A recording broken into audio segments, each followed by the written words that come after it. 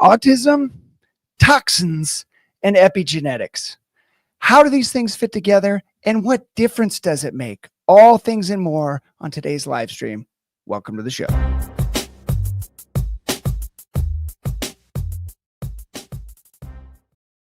Hello, everyone, and welcome to Developmental Behavioral Pediatrics Live, the internet's only live developmental pediatrics stream. I'm Dr. Nate Noble, developmental behavioral pediatrician, self-proclaimed internet sensation. I have low back pain, I have high cholesterol, I have gray hair, and I have 20 years experience in doing developmental peds and clinical genetics. We're making these videos. We're going live, not because I need things to do, but because there is a lot of people like you who have questions. They have needs. They have desires that aren't being met. There are not a lot of developmental behavioral clinics. There's a lot of kids who need these services.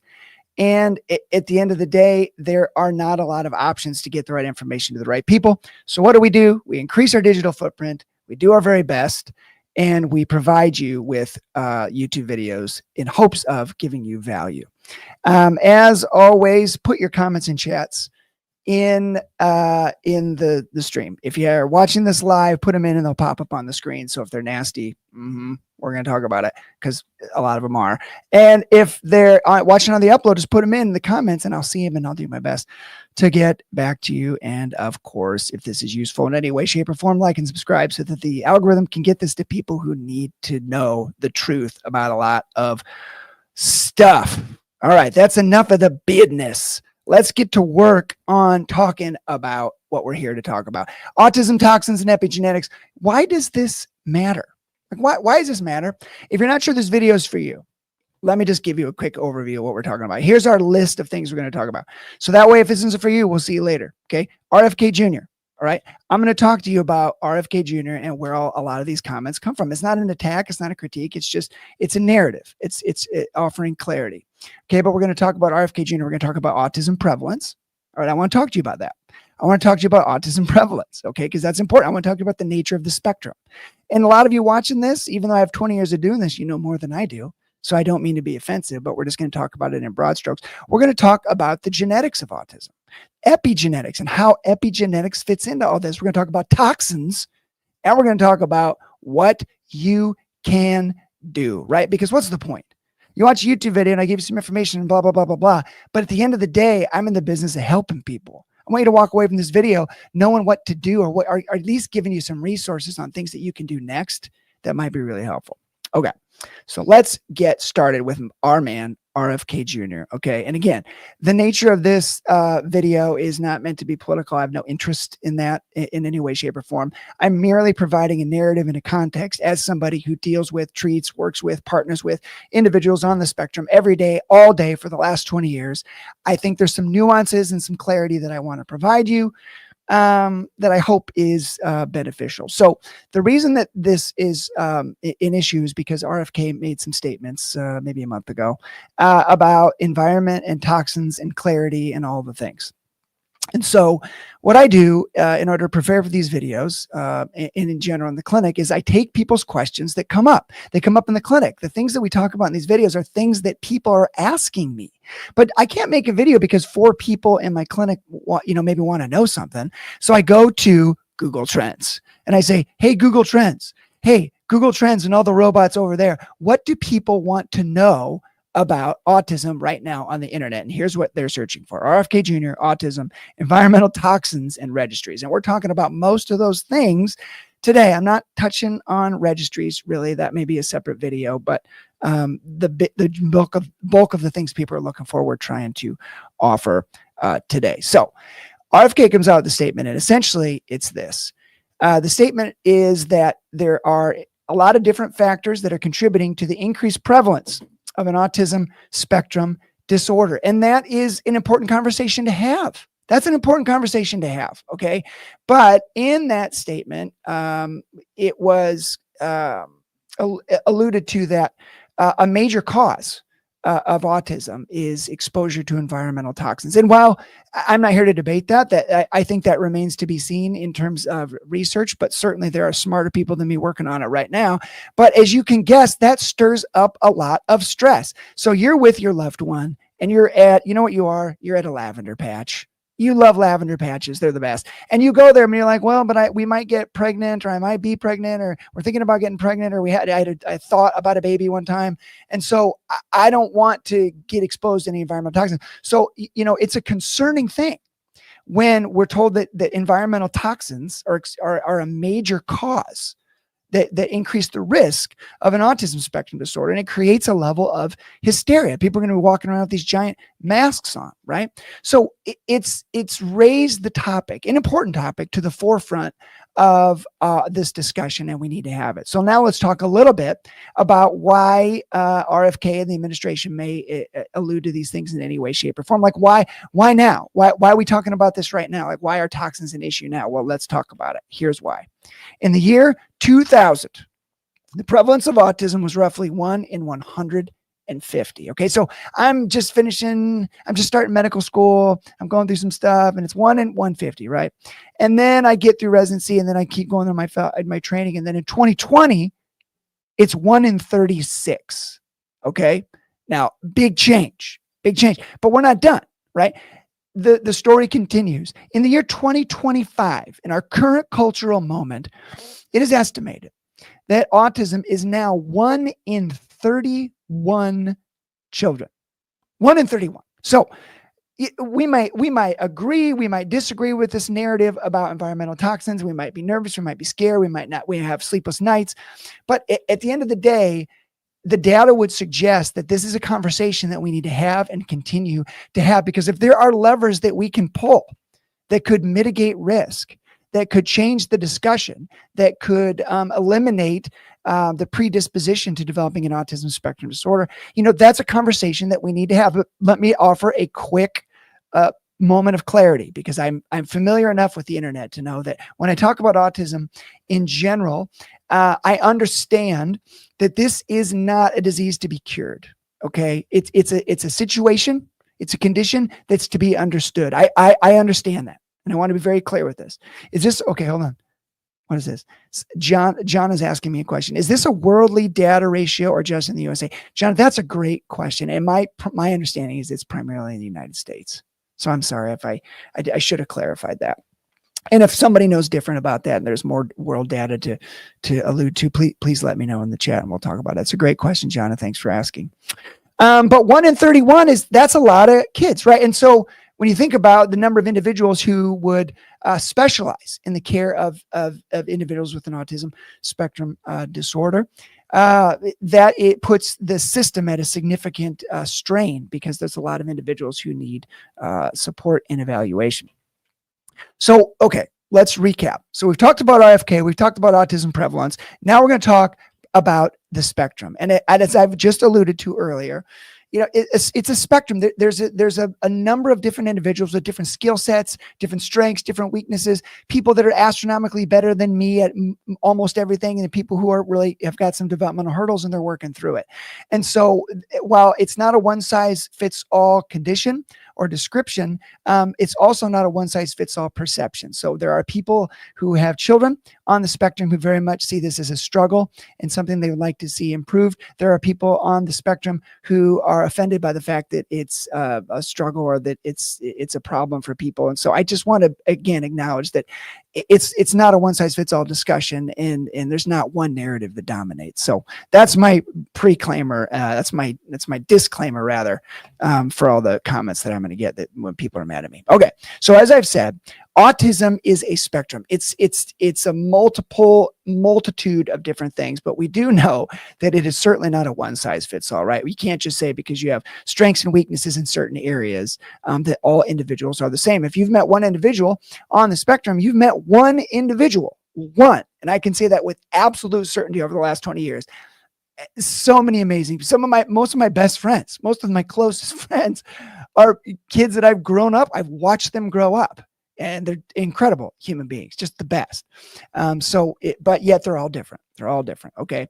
So the spectrum we need to acknowledge that this is a spectrum, because we're about to step foot into the genetics of this. And as you can guess, if it's a spectrum and people have all different strengths and weaknesses on that spectrum, all different abilities, all different types of folks, it's probably also safe to say that it's not only a one size fits all description, but it's not a one size fits all cause.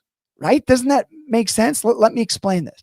So let me show you this slide big. So as a geneticist, I can tell you with absolute certainty that the predominant view of the genetics community as it's related to a multitude of studies is that autism is, and in my view, will continue to be primarily genetic. Okay, now don't throw stuff at the computer monitor and get mad at me if that's offensive. I don't mean to be offensive. I'm just saying we have a preponderance, a growing body of literature that would suggest that autism is primarily genetic. Quick example would be monozygotic twins or identical twins. So if you've got one identical twin, okay, who is diagnosed with an autism spectrum disorder, the likelihood that the other identical twin is going to be diagnosed is somewhere between 70 and 90%. What do they have in common? Their DNA. Okay, so they're identical. So it raises, it kind of underscores this idea that genetics plays not a small factor, but let me say this, there's over 1,000 different genes, over 1,000 genes in the genome that have been implicated in the development of an autism spectrum disorder. So changes in those genes, manipulation of the protein products or how they're expressed, could predispose an individual to go on to be diagnosed with an autism spectrum disorder. But there are also hundreds of genetic conditions that list autism as a feature. Hundreds. So there is a lot of genetic variability within this. So not only is autism a spectrum, but it also appears to be a pretty broad spectrum as it relates to genetics. But let me just give you some simple math. So I've calculated the numbers myself and my sophisticated number calculating team, and it turns out that 70 to 90% is not 100%. Okay. As many times as I've tried to calculate the numbers, it still does not add up to 100%. Right? There is a portion of risk that is unaccounted for. And essentially what I'm saying is anywhere from 10 to 30% of the underlying causes in terms of risk for an autism spectrum disorder at this point are unaccounted for. But what we do know, and which is why I'm making this video, is that 10 to 30% of kind of unknown, like extraneous external factors that contribute to autism is making up 100% of people's stress, anxiety, fear, frustration, and confusion. So that is kind of our precursor. And then when we talk about environmental toxins, really essentially with RFK and this invitation to provide to, kind of pursue clarity in terms of like what levers do we need to pull? What do we need to mitigate? What do we need to remove? What do we need to clean up? It really opens the door wide for toxins in the discussion around toxins, and which is kind of where we're going to go next. So here's where we are. We talked about the genetics. Now we're going to talk about epigenetics, okay? Because if we're going to get into toxins, we have to understand how epigenetics fits in. And epi, well, that's not the same word as genetics. It has epi in front of it. And epi means kind of around or surrounding. And so epigenetics is a concept that, I will be honest, has been a confounding issue in the field of genetics. And to be fair, like there are way better geneticists than me, and they know this better. But in general, it's kind of a confounding, confusing aspect of genetics that it really plays an important role as it relates to toxins. So let's talk a little bit about epigenetics. Listen, you are about to know more about epigenetics than 99% of people on the internet, probably. Okay, so buckle up. This is going to be great. All right, here's what I want you to, let's start with this. Before I can explain epigenetics to you, I have to explain how do we do genetics in general. So when I do a genetic evaluation for a child over the last, 20 years, there are situations where I will see a child and I will conduct a genetic evaluation. And when we do those evaluations, we're looking for a number of different things: gains or losses of genetic material, expansion. So something within a gene has expanded to the point where now the gene is ineffective or doesn't function appropriately. Variations or variants within the genes. Essentially what I mean there is an A, a T, a C, a G, something in the genetic code got switched around. Imprinting, which essentially means that A child is usually supposed to receive one chromosome from their mom and one kind of chromosome or one gene copy from their dad. But sometimes they receive two gene copies from one parent or two gene copies from the other. And depending on which genes those are, that can cause what's called an imprinting disorder, which essentially means that one copy doesn't work and a disease can result. And then methylation, which is really the best example I can give you about what we do understand about epigenetics. Methylation disorders are when something has turned off a gene, even though the function of the gene appears to be appropriate, the structure, it's been built correctly, it should work. But for whatever reason, you turn the key in the ignition and it just doesn't start. That's kind of our brief understanding of what we know about epigenetics as it relates to the testing that we do currently. So, and I showed this picture of these people in a library. Okay. And here's why, because, a lot of people watching this, probably you've been in libraries and you know about it, but there's people who have maybe not been in a library. Libraries are great places, right? They have books and they have like a librarian and you're getting told to be quiet all the time. You can't chew gum and stuff like that. I mean, that was my experience, but libraries are great because it helps us understand genetics. When we go into a library, we want to look, are there too many books? Are there too few books? Are books missing? Are there pages in any books missing? Why do we have 8 copies of one book and 0 copies of another? That's essentially how we think about genetic testing. But this is now about epigenetics. Okay, everything that I've talked to you about so far is really about the candy that's inside of this wrapper. Okay, it's all about the Tootsie Roll. It's all about this tender morsel that we're about to munch, right? The DNA and the A's and C's and T's and G's and trinucleotide repeat expansions and blah, blah, blah. All we're talking about is the stuff that's inside the wrapper. We're talking about the candy. We're talking about DNA, right? That's what we're interrogating. That's what we're assessing for. That's what we're trying to better understand. But what we've learned and what environmental toxins and their interaction with genetics has taught us over and over again is that the wrapper also matters. This wrapper is important. Right? Because let me give you an example. If you take a Tootsie Roll and you keep it in the wrapper and you leave it on the ground outside of the state fair for a year and it rains on it and it's sunny and then people drive over the car, you might open it up and it still might look like a Tootsie Roll inside there, but that wrapper has been impacted by an external or extraneous factors that will likely impact your experience in eating that Tootsie Roll, which I do not advise as your I just don't advise doing that. Okay. So that is in a very rudimentary idea about epigenetics. There is a wrapper outside of the genetic code. Okay. Something that is difficult to quantify and very difficult for us to completely understand. But what we do know is this wrapper is very sensitive to the environment. Think about it like a light switch. So we go into the library and we check all the books and make sure the A's and the T's and the C's and blah. We get told to be quiet and we can't bring pop in there and blah, blah, blah. But you know what we don't know from our current genetic testing modalities as we look at all these library books and interrogate them? You know what we don't know? We don't know whether the lights are on or off in the library. The light switch is there. Everything's accounted for. Right, the wiring appears to be appropriate, but we don't know if the light switch is on or off. We don't know if electricity is flowing through. That's yet another way to think about epigenetics. It's something that's happened outside of the system that has impacted the expression of genes. See, epigenetics, okay, is really was when the wrapper of the DNA comes in contact with the toxins. It's the toxins are getting in the face of epigenetics. And while you haven't changed the genetic code, it doesn't necessarily mean that I can sequence a child's DNA and figure out what's changed. What we do know is that exposures to certain toxins impact the wrapper, which in turn impacts the way that we experience the Tootsie Roll. All right. That's what I got. And this is, again, not necessarily news, okay? We have known for a long time that exposures to chemicals, exposures to toxic sludge, right? Like not everybody turns out like Teenage Mutant Ninja Turtles, okay? Where you come up with some toxic sludge and I'm a turtle and I'm in the subway and now I know karate.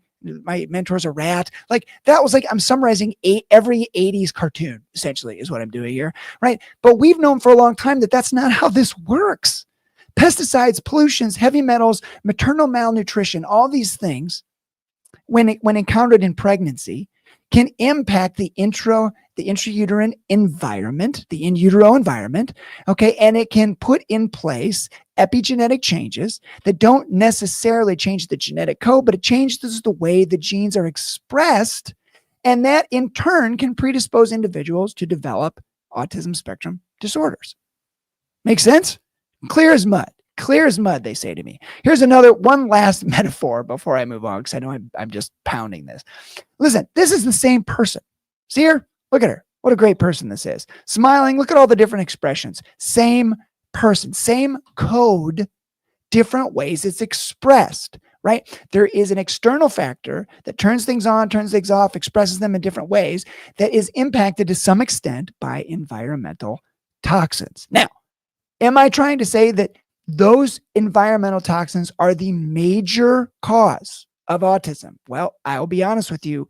At this point, I think it remains to be seen that we can say with certainty that it is a major cause. But does it need to be a major cause for us to say, you know what? I'm going to go ahead and stay away from toxins? That you don't need to watch this video to know that. All right. But one more piece of data to suggest that what I'm telling you is the truth.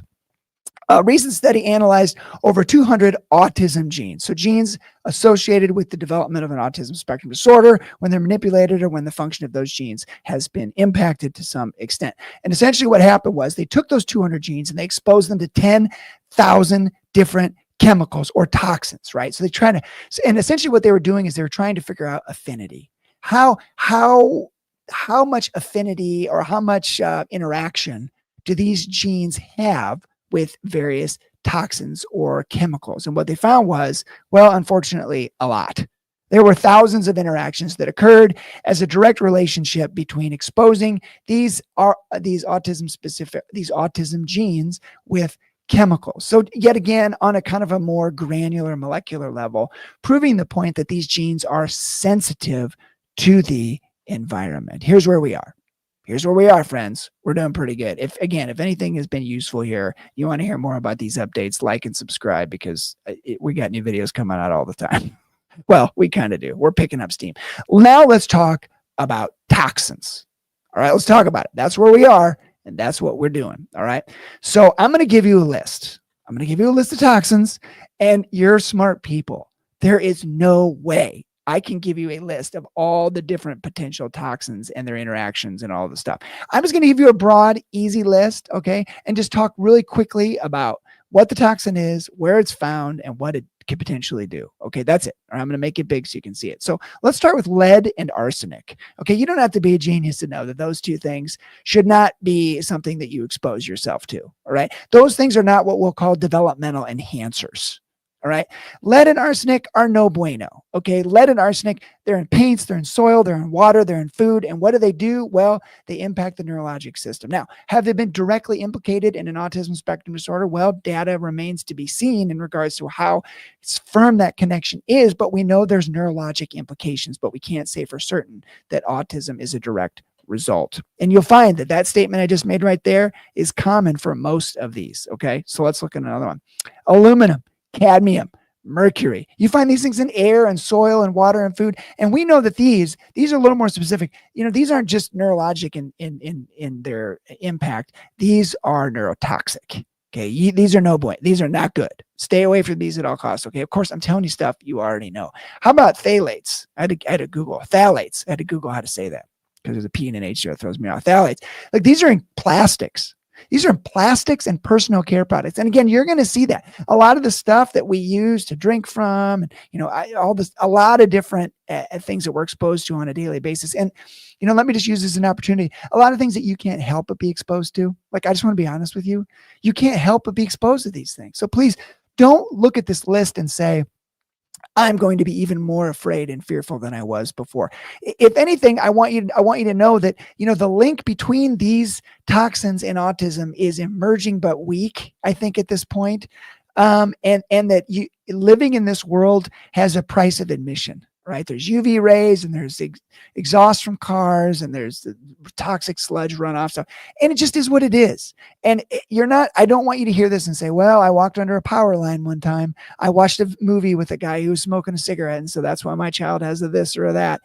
Ask me why I'm telling you that, because people think that way. They find new and creative ways to feel terrible about all the things in their life. And I'll tell you, that is super unhelpful. The worst thing you can do after watching this video is to go away and should on yourself. I should be different. I should be better. That's not what you need to do here. Okay. This is just for clarity. That's all I'm trying to get across to you, is to give you the right information. Phthalates. Okay. Phthalates has been implicated in motor development and memory. Pesticides. I grew up on a farm. Okay. I grew up on a farm, and you know what? It is what it is. And, we all know that exposure to pesticides, can be problematic. And certainly that's something that we don't all seek in our lives. It's in air, it's in soil, it's in water, it's in food. And, we do have some emerging data to suggest that early exposure to pesticides has been linked to an increase in autism risk. But I put an asterisk there because, again, that is emerging. We don't know for certain. I think there's a lot of more information that we need to understand before we can say with any degree of certainty. Polychlorinated biphenyls, PCBs. These are in old buildings, soil, and fish. Essentially, anything that needed to be refrigerated in the 50s or 60s had PCBs in it. Okay. So, and what do? Well, they affect cognition and attention. How about PFCs, perfluorinated compounds, non-stick waterproof items, non-stick waterproof items. So again, I think that we've seen a real trend away from these things, right? We're not seeing a lot of that in cookware and things of that nature, but that is an example of where you would find these things, and then brain development can be impacted to some extent. And then lastly, air pollution, and that is of course in air. And what we've seen is that of all the toxins that I've listed thus far, this appears to be the one with the most data to support its link with an autism spectrum disorder. Please don't hear me say that because you live in a populated area where the air quality is not great, that you can draw an arc from where you live exactly to the neurodevelopmental status of your child. Please don't walk away with that. I'm just saying that there appears to be an emerging body of evidence that would suggest that there may be an increased risk of autism spectrum disorders in highly in situations where developing fetuses or young infants have been exposed to high levels of pollution. That's all I'm trying to say. All right. So, and the theme here is simply this, right? This, as I've said, this is not an exhaustive list. The theme is very simple. More research is needed. We have to keep going, right? I don't disagree with the emphasis on cleaning up our environment, getting garbage out of foods, doing our very best to make healthy food options both accessible but mostly from an economic standpoint, right? Eating really clean and really healthy. There are ways to do it, but it can be expensive. And so we have to find ways to get garbage out of our foods. Okay. We have to find ways to clean up our environment. No one is saying those are not good things. I agree with those things, but I think at this point we have to be real careful about saying that toxins are a major cause. And it may turn out to be the case in the future. I don't know. But the reason that I want to be careful here is because, again, I don't want you walking around with fear, guilt, and shame, right? I can't have that. If I want to do one thing in these videos, it's to remove fear, guilt, and shame from the lives of people. The only thing you're guilty of is being a good parent. So please don't should on yourself. Okay. All right. Now, what can you do?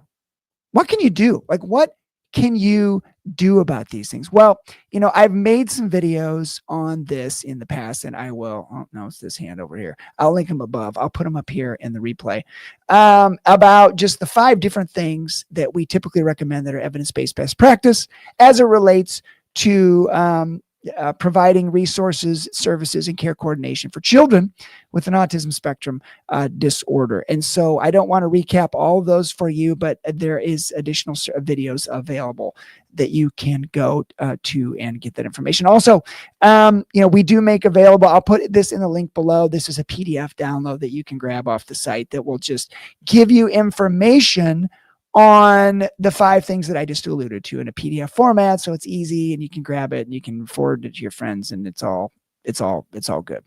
All right. So, and then of course, subscribe. Listen, I know I keep saying that, but you'd be surprised. The algorithm can be pretty mean. So it only pays attention. It doesn't pay attention to me. It pays attention to you. So as silly as that is, here's what I want to close with. You want to talk about a good topic? You want to know what we're talking about next week? Like, I don't know if I want to tune in. I don't really like this guy. He makes me mad. Okay, well, here's our next topic.